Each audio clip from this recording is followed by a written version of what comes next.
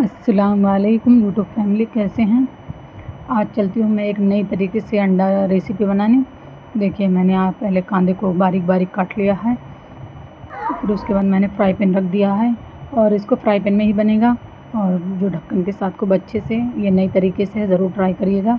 उसमें मैंने गर्म करने के बाद तेल डाल दिया है और तेल गर्म होने के बाद मैं उसमें कांदा डाल दूँगी और खूब अच्छे से फ्राई करूँगी लाल होने तक।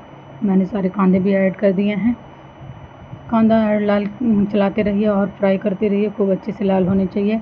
और उसके बाद लाल होने के बाद इसमें टमाटर और मसाले वगैरह पड़ेंगे, सब मैं मिक्स करूँगी अभी धीरे धीरे। देखिए, कांदे को मैं अच्छे से फ्राई कर रही हूँ और ये हाई फ्लेम पे बनेगा। मैंने इसको अच्छे से फ्राई कर दिया है। ये बहुत ही अच्छे से बनता है और इतना लजीज, इतने जायकेदार बनता है कि आप खाएंगे तो खाते ही रह जाएंगे। उसके बाद मैंने टमाटर मिक्स कर दिया है और हल्दी डाल दिया है। हल्दी को ज़रा जल्दी ऐड करिएगा क्योंकि हल्दी की महक जो आती है अच्छी नहीं लगती है, इसके लिए मैंने हल्दी पहले डालती हूँ।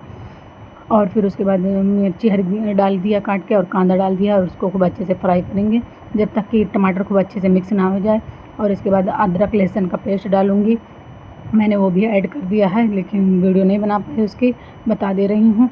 और इसको भी अच्छे से खूब अच्छे से भूनिएगा क्योंकि अदरक लहसुन का भी झाग बहुत गंदा आता है, स्मेल आती है।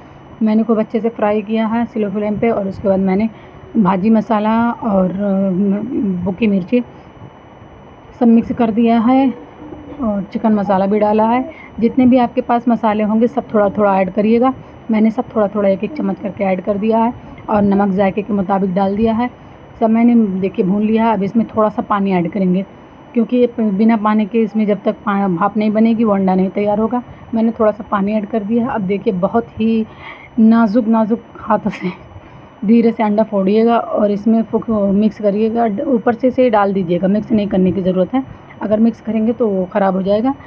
मैंने देखिए बहुत ही अच्छे से, बहुत ही धीरे से डाला था, लेकिन फिर भी एक गुस्सा होकर चला गया और जल्दी ख़राब हो गई उसकी। फिर भी मैंने इसे बना दिया। अब इसको ढक्कन रखेंगे 15 से 20 मिनट के लिए और जितना स्लो आंच होगी उतना स्लो करके और ढक्कन लगा देंगे और बार बार खोलिएगा नहीं। ये जितना भी अच्छे से भाप होगी उतने अच्छे से जर्दी खूब अच्छी लगती है। जर्दी को करिएगा। मैंने देखिए कर लिया है। अब मैं तैयार हो गया। 15 से 20 मिनट के लिए रखिएगा।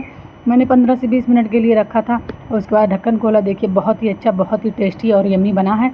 यूट्यूब फैमिली ज़रूर ट्राई करिएगा और कमेंट सेक्शन में ज़रूर लिखिएगा। फिर मिलेंगे, तब तक के लिए अल्लाह हाफिज़।